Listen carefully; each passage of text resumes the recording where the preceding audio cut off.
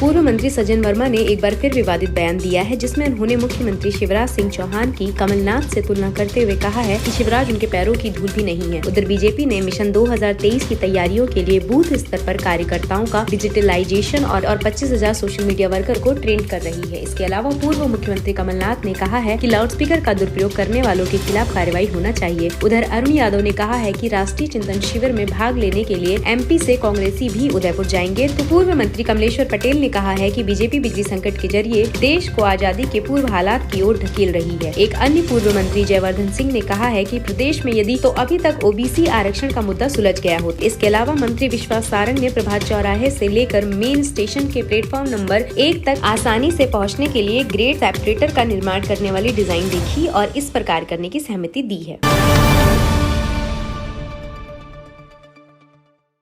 कांग्रेस नेता और पूर्व मंत्री सज्जन वर्मा ने एक बार फिर विवादित बयान दिया है। अपने बयान में वर्मा ने कहा कि पूर्व मुख्यमंत्री कमलनाथ के मुकाबले शिवराज सिंह चौहान उनके पैरों की धूल भी नहीं है। वर्मा ने कहा कि सबसे पहले कमलनाथ ने ही इंदौर में बार बालाओं को नचाने वाले भू माफिया पर बुलडोजर चलाया था, तो मिलावटखोरों पर भी जमकर कार्रवाई की थी। साल भर में जो काम कमलनाथ जी ने करके दिखाए, तुम कमलनाथ के पैर की धूल भी नहीं है शिवराज।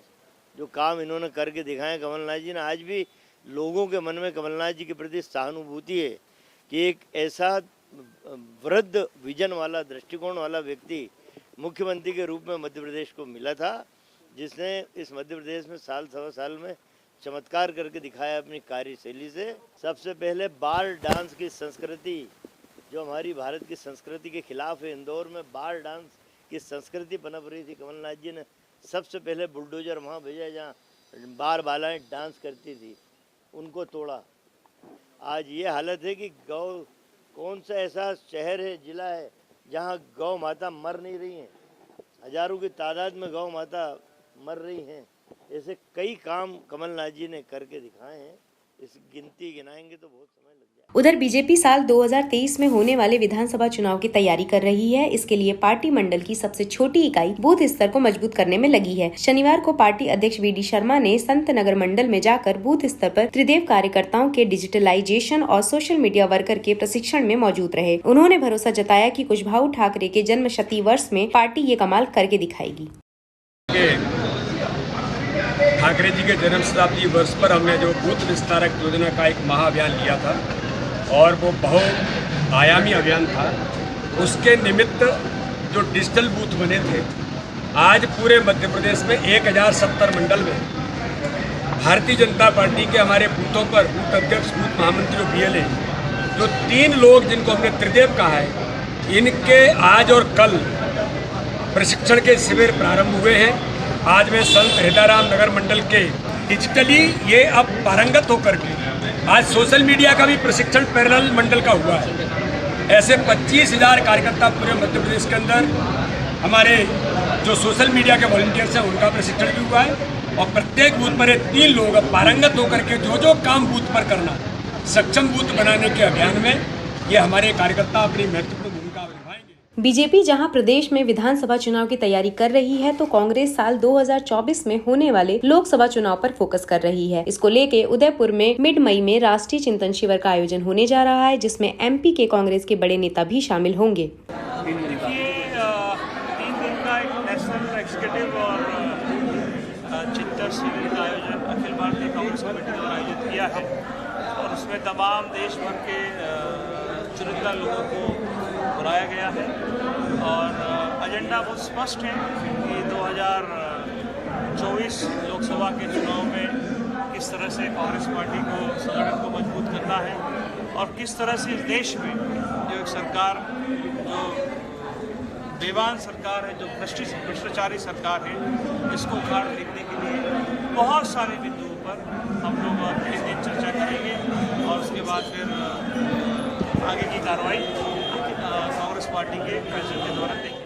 लाउडस्पीकर विवाद में पूर्व मुख्यमंत्री कमलनाथ ने भी अपनी बात रखी है। मीडिया द्वारा पूछे गए सवालों के जवाब में उन्होंने कहा कि लाउडस्पीकर का उपयोग निजी मामला है, लेकिन फिर भी इसका दुरुपयोग करने वाले और भड़काऊ बयान देने वालों के खिलाफ कार्रवाई का नाथ ने समर्थन किया है। एक पब्लिक मामला बनाना सही नहीं होगा कि लोगों की भावनाएं जुड़ी हैं, पर अगर लाउडस्पीकर भड़काने वाला हो, भड़काने के लाउडस्पीकर हुए, इस पर जरूर कार्रवाई करनी चाहिए। लाउडस्पीकर कोई छोटी सी सभा होती है, लाउड स्पीकर लगता है, पर इसका दुरुपयोग किया जाए उससे मैं सहमत। मध्य प्रदेश सहित कई राज्यों में बिजली संकट बढ़ा है, जिसके चलते पूर्व मंत्री कमलेश्वर पटेल ने प्रदेश सरकार पर तंज कसा है। पटेल ने कहा है कि आजादी के पूर्व जो देश के हालात थे वैसे ही हालात अब बीजेपी की सरकार के दौर में हैं। पटेल ने सवाल किया है कि एसओई में करोड़ों का टैक्स देने वाली जनता का पैसा आखिर कहां जा रहा है। देश की आजादी के पहले जिस तरह की स्थिति थी वहां ये ले जाना चाहते हैं। अगर ये दूरदृष्टि होते तो आज इस तरह के संकट पैदा नहीं होते।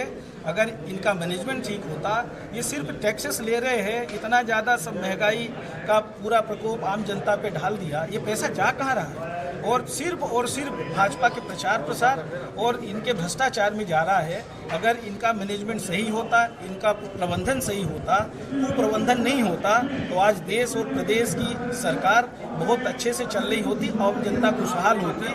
आज आम जनता, किसान, मजदूर, हर वर्ग परेशान है, खुशहाल है तो सिर्फ भाजपा का नेता। कांग्रेस के एक अन्य पूर्व मंत्री जयवर्धन सिंह ने एमपी सरकार की नीयत पर सवाल उठाए हैं। मीडिया से चर्चा में जयवर्धन ने कहा है कि कांग्रेस ने ओबीसी वर्ग के लिए 27% आरक्षण का प्रयास किया था, लेकिन बीजेपी ने खरीद फरोख्त कर सरकार बना ली, जिसकी वजह से ये मुद्दा उलझ गया। जयवर्धन ने दावा किया है कि यदि एमपी में कांग्रेस की सरकार होती तो अभी तक ओबीसी वर्ग को आरक्षण मिल गया होता। बात जाति की नहीं है, बात अवसर की है, बात मौके की है।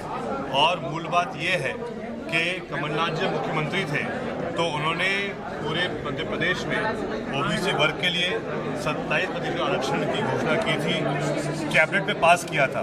लेकिन फिर जो घटनाक्रम हुआ, पैसों के बल पे सरकार बदली गई और जो ये खरीदी हुई सरकार भाजपा की है, इन्होंने एक तरफ जो आरक्षण का लाभ कांग्रेस सरकार ने दिया था वो इनने रोक दिया है। आज दिन तक ना पंचायत चुनाव हो पा रहे हैं, ना निकाय के चुनाव हो पा रहे हैं। लोग परेशान हैं, लोग उनका अधिकार मांग रहे हैं। इसलिए बहुत ज़रूरी है कि आज मध्य प्रदेश में जो हमारे ऐसे साथी हैं जो पिछड़ा वर्ग से आते हैं, दलित वर्ग से आते हैं, उनकी आवाज़ उठाना बहुत ज़रूरी हो गया है। क्योंकि आज कहीं ना कहीं हम ये बात स्वीकारते हैं, देश खतरे में नहीं है, धर्म खतरे में नहीं है, लेकिन जो देश का संविधान है वो भाजपा के राज में खतरे में है। राजधानी भोपाल में प्रभात चौराहे से होते हुए अशोका गार्डन की मुख्य सड़क पर ग्रेड सेपरेटर का निर्माण होना है, जिसका डिजाइन मंत्री और इस क्षेत्र के विधायक विश्वास सारंग ने देखा। इस डिजाइन के चलते मुख्य रेलवे स्टेशन के प्लेटफॉर्म नंबर 1 पर पहुंचना आसान होगा।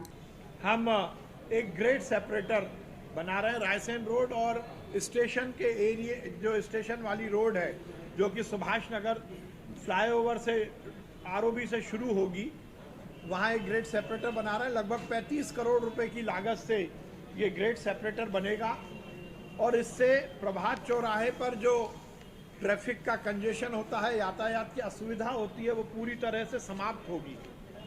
ये बहुत महत्वाकांक्षी हमारा कार्यक्रम है और इससे नए भोपाल, BHEL या जहांगीराबाद के क्षेत्र के लोगों को भी स्टेशन पहुंचने में आधा समय हो जाएगा। जितना समय उन्हें लगता है उससे आधे समय में वो स्टेशन तक पहुंचेंगे। किसी भी शहर में स्टेशन तक पहुंचने की जो भी मार्ग हैं उसमें सुगमतापूर्ण यातायात हो, ये एक आदर्श शहर के विकास की अवधारणा होती है।